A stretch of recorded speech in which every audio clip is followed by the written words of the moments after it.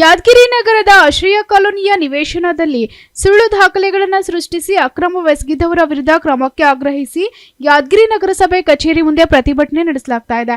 ಕರ್ನಾಟಕ ನವನಿರ್ಮಾಣ ಸೇನೆ ವತಿಯಿಂದ ಜಿಲ್ಲಾಧ್ಯಕ್ಷ ಅಜಯ್ ಕುಮಾರ್ ನೇತೃತ್ವದಲ್ಲಿ ಪ್ರತಿಭಟನೆ ನಡೆಸಲಾಗ್ತಾ ಇದೆ. ಆಶ್ರಯ ಕಾಲೋನಿಯಲ್ಲಿ ಅಕ್ರಮವಾಗಿ ವಾಣಿಜ್ಯ ಗೋದಾಮು ನಿರ್ಮಾಣ ಮಾಡಲಾಗ್ತಾ ಇದ್ದು, ಅಕ್ರಮವಾಗಿ ಗೋದಾಮು ನಿರ್ಮಾಣ ಮಾಡ್ತಿದ್ದವರ ವಿರುದ್ಧ ಹಾಗೂ ಅಕ್ರಮವೆಸಗಿದವರ ವಿರುದ್ಧ ಕ್ರಮ ಕೈಗೊಳ್ಳಬೇಕು ಅಂತ ಪ್ರತಿಭಟನೆ ನಿರತರು ಒತ್ತಾಯ ಮಾಡ್ತಿದ್ದಾರೆ. ತಪ್ಪಿತಸ್ಥರ ವಿರುದ್ಧ ಕ್ರಮಕ್ಕೆ ನಗರಸಭೆ ಅಧಿಕಾರಿಗಳು ಕ್ರಮ ಕೈಗೊಳ್ಳದಕ್ಕೆ ಪ್ರತಿಭಟನಾ ನಿರತರು ಆಕ್ರೋಶ ವ್ಯಕ್ತಪಡಿಸಿದ್ದಾರೆ. ಅಕ್ರಮದಲ್ಲಿ ಭಾಗಿಯಾದ ಅಧಿಕಾರಿಗಳ ವಿರುದ್ಧ ಕ್ರಮಕ್ಕೆ ಪ್ರತಿಭಟನೆ ನಿರತರು ಒತ್ತಾಯ ಮಾಡ್ತಿದ್ದಾರೆ.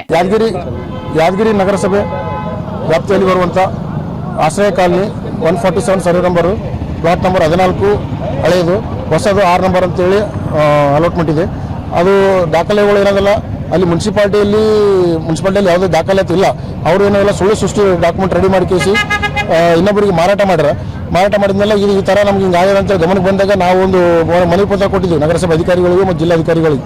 ಈ ರೀತಿ ಸುಳ್ಳು ದಾಖಲೆ ಸೃಷ್ಟಿ ಮಾಡಿ ಮನೆಗಳು ಕಟ್ಟರ ಹಿಂಗೆಲ್ಲ ನೀವೆಲ್ಲ ಇದು ನಿಮ್ಮ ಗಮನಕ್ಕೆ ಇರಲ್ಲ ಹೆಂಗೆ ಆಗ್ಲಕ್ಕಂತ ಕೇಳಿದಾಗ ಅವ್ರು ಇಲ್ಲ ನಮ್ಮ ಸರಿಯಾದ ದಾಖಲೆ ಅದಾವ ಅಂತೇಳಿ ಅವ್ರು ಹೇಳಿದ್ರು. ನಾವು ದಾಖಲೆ ಸಂಘಟ ಅವ್ರಿಗೆ ಏನದಲ್ಲ ಎಲ್ಲ ದಾಖಲೆ ಸಂಘಟ ಅವ್ರಿಗೆ ವರದಿ ಒಪ್ಸಿವಿ. ಆದರೂ ಕೂಡ ಏನು ಗೊತ್ತಿಲ್ಲ ಥರ ನಗರಸಭೆ ಅಧಿಕಾರಿಗಳಾರ ಅಕ್ರಮ ಕಟ್ಟಡ ಮಾಡಕ್ಕೆ ರೆಡಿ ಮಾಡಿಕೊಡೋಕ್ಕೆ ಇವರು ನಗರಸಭೆ ಅಧಿಕಾರಿಗಳು ಮತ್ತು ಸಿಬ್ಬಂದಿಗಳು ಸಾಥ್ ಕೊಡಕತ್ತಾರೆ. ಈ ಸಾಥಿರಲಿಲ್ಲದೆ ಯಾವುದೇ ಒಂದು ದಾಖಲೆ ಸೃಷ್ಟಿ ಆಗ್ಬೇಕಂದ್ರೆ ಒಂದು ಆನ್ಲೈನ್ ಖಾತೆ ಆಗ್ಬೇಕಂತಂದ್ರೆ 8 ಮಂದಿ ಸಿಬ್ಬಂದಿಗಳು ಅಧಿಕಾರಿಗಳು ಸೈನ್ ಆಗ್ಬೇಕಾದ್ರು. ಒಂದು ತಂಬ ಹಿಡ್ಕೊಂಡು ಕೇಸ್ ಎಲ್ಲ 8 ಮಂದಿ ಸಿಬ್ಬಂದಿಗಳು ಸೈನ್ ಮಾಡ್ತಾರೆ ಸುಳ್ಳು ದಾಖಲೆಗೆ ಅಂತಂದಾಗ ಅದು ವಲಯದ್ದು ಬೇಲಿ ಮೇದಂಗೆ ಇವ್ರದ್ದು ನಗರಸಭೆ ಅಧಿಕಾರಿಗಳು ಇದಾಗಿದೆ.